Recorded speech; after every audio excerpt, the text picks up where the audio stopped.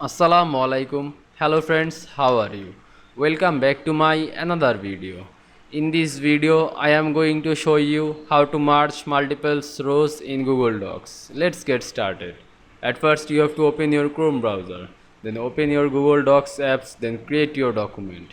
Now you can see here are my blank document. Now I merge multiple rows in this document.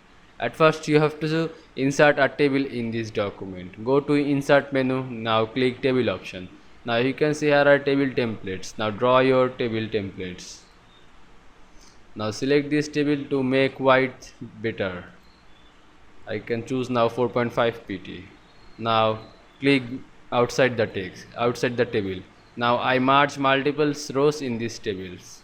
At first you have to select a cell, then select these rows to right, drag on your mouse to right side this table. Now you can see I select multiple rows.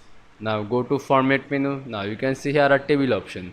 Just go to table option and you can see here are merge cells. Just press merge cells. Now you can see I merge cells multiple rows in Google Docs very easily.